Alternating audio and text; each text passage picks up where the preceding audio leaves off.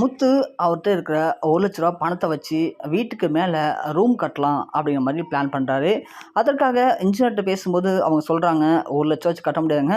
So இங்கே room கட்டணும் அப்படின்னா கண்டிப்பாக ரூ. 4,00,000 செலவாகும் அப்படிங்கிற மாதிரி அவர் சொல்கிறாங்க. உடனே முத்துக்கு என்ன பண்ணுறதுன்னு தெரில.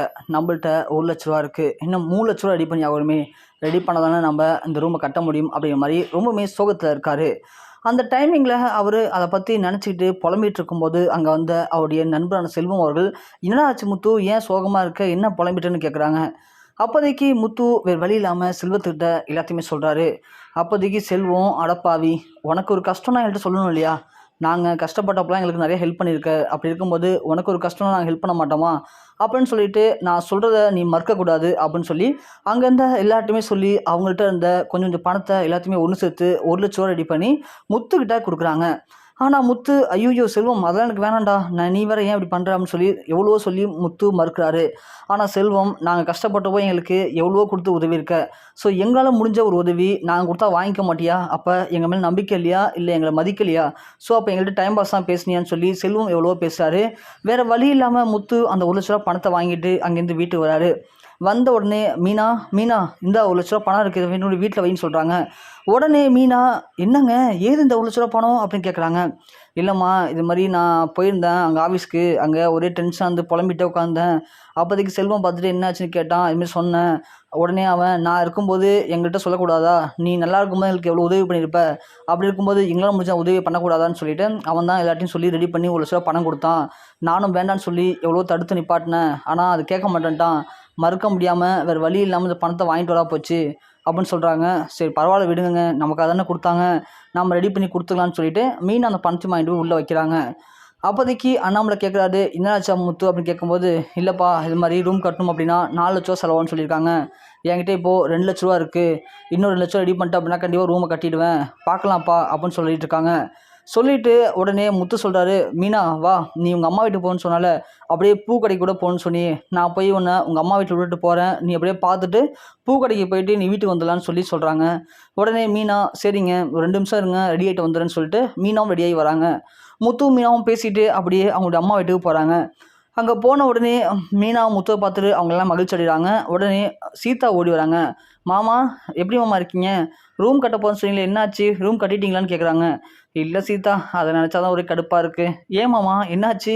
இல்லைம்மா, நம்மக்கிட்ட ரூ. 1,00,000 பணம் இருக்குது, ஆனால் ரூம் கட்டுறதுக்கு 4,00,000 ஆகுமா, இப்போ தான் ரூ. 1,00,000 ரெடி பண்ணி வச்சுருக்கேன், இன்னும் 2,00,000 தேவைப்படுது சீதா, ஸோ அது ரெடியானால் ரூம் கட்டிடலாம், பார்க்கலாம், இப்போ என்ன அவசரம், நமக்கு என்ன கட்ட முடியாதா, கொஞ்சம் பொறுமையாக கட்டிப்போம், அவ்வளோதான் சீதா அப்படின்னு சொல்லி முத்து பேசுகிறாரு.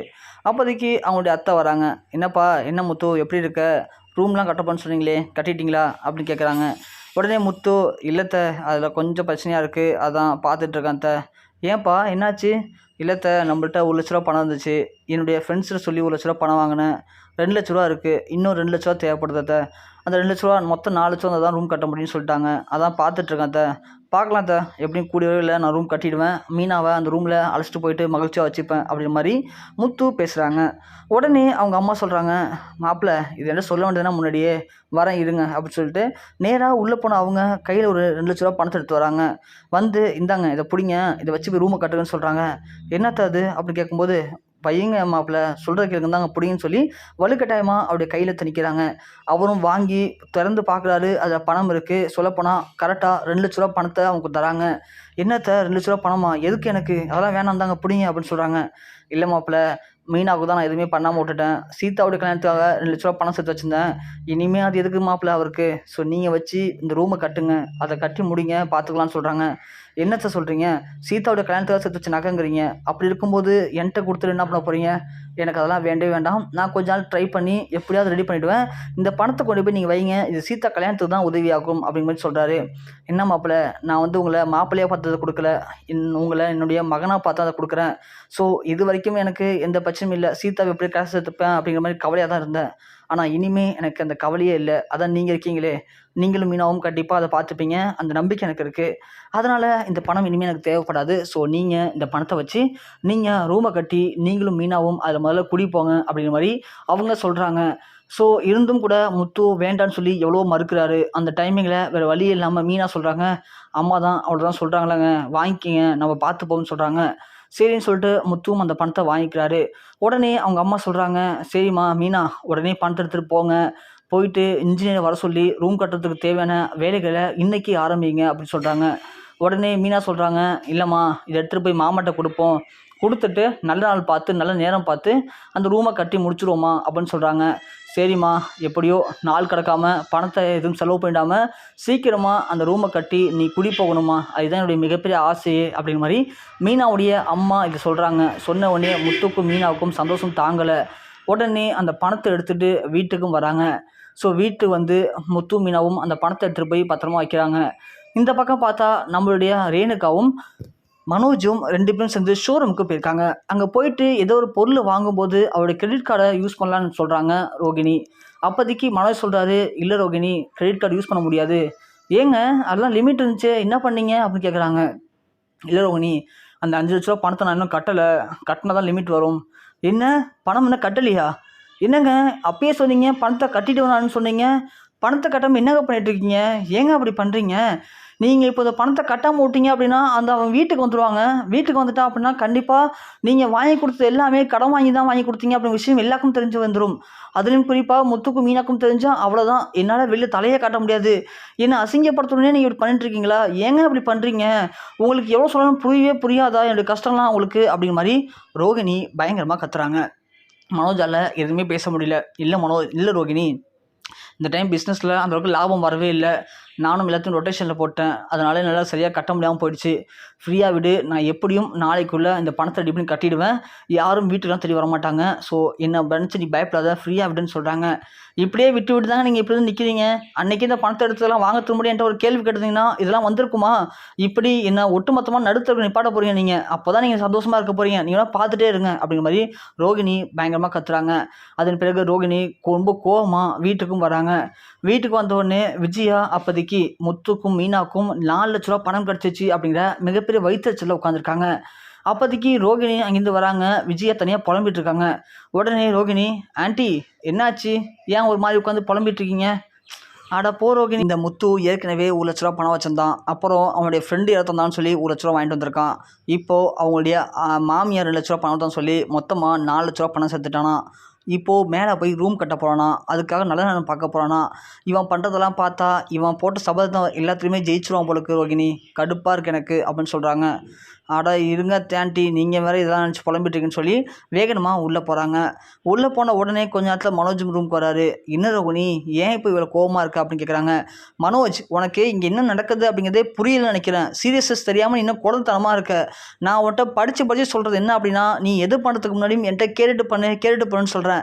ஆனால் நான் சொல்கிற எதையுமே கேட்காம காதலை வாங்காமல் உன்னுடைய விருப்பத்தை செயல்பட்டு இருக்க. அப்படி செயல்பட்டு தான் இன்றைக்கி 5 லட்ச ரூபா கடன் வந்து நிற்கிது. இப்போ 5 லட்ச ரூபா பணத்தை கட்டலை அப்படின்னா கடைக்காரன் வீட்டுக்கு வந்துடுவான். வீட்டுக்கு வந்துட்டாங்க அப்படின்னா இந்த முத்து முன்னாடியும் மீனா முன்னாடியும் நான் எப்படி முழிப்பேன்? நான் என்னை ஒட்டுமொத்தமாக நீ அசிங்கப்படுத்தி ஒரு மூலையில் உட்கார வைக்க போகிற, என்னை நடுத்தல நிப்பாட்ட போகிற, அதுதான் நீ ஆசைப்பட்டு இருக்க, அப்படி தானே மனோஜ் உனக்கு ஆசை அப்படிங்கிற மாதிரி ரோகிணி கத்துறாங்க.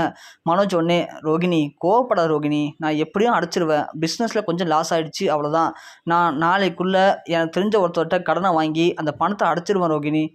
மனோஜ் நீ திரும்ப முட்டாள்தனம் பண்ணிட்டு இருக்க மனோஜ், திரும்ப போய் யார்கிட்டயாவது கடன் கேட்குறேன்னு சொல்லி தெரியாதவர்கிட்ட கடனை வாங்கி பிரச்சனை மாட்டிக்காத மனோஜ், எனக்கு ரொம்ப பயமாக இருக்கிற மனோஜ், ஒன்று நினச்சாலே நீ ஏன் தான் இப்படி கேர்லெஸ்ஸாக இருக்கேன்னு தெரியல மனோஜ் எனக்கு அப்படிங்கிற மாதிரி ரோகிணி கத்துறாங்க.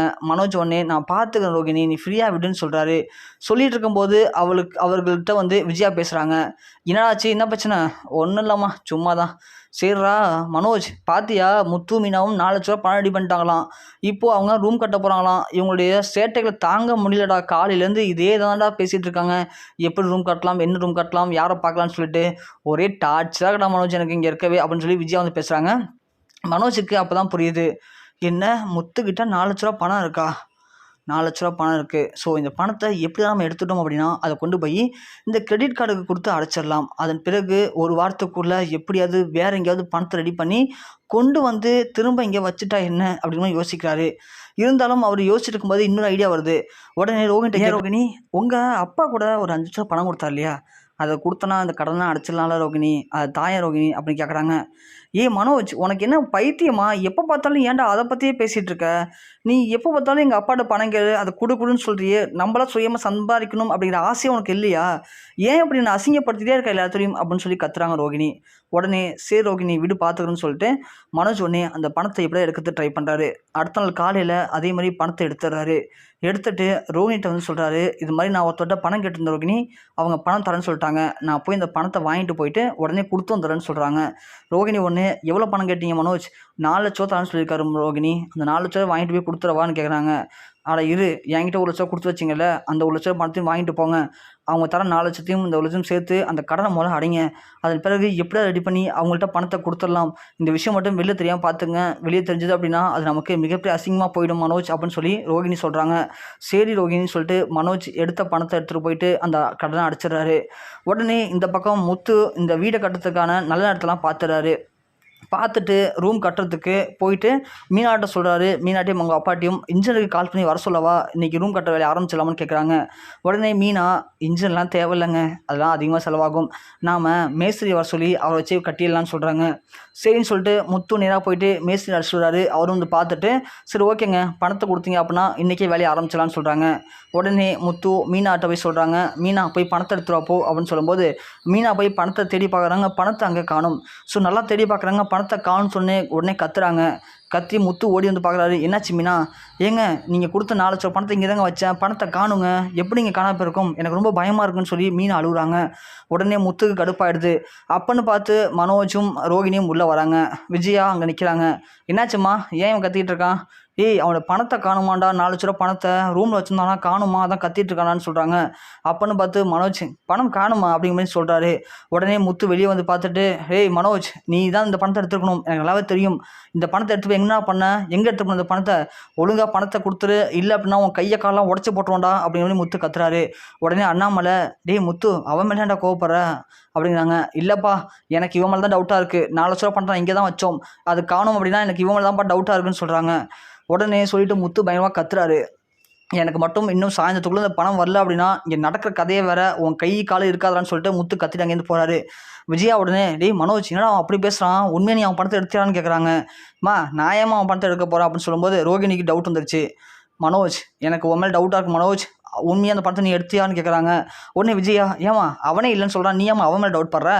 இல்லைங்க இல்லை ஆண்டி, காலையில் இவர் 4,00,000 பணம் கட்டணும்னு சொல்லி பணம் யார்ட்டையும் வாங்கணும்னு சொன்னார், எனக்கு ரொம்ப டவுட்டாக இருக்குது. ஏன்னா இதே மாதிரி தான் போன டைம் அவருடைய பணத்தை 25,00,000 தூக்கிட்டு போயிட்டாரு.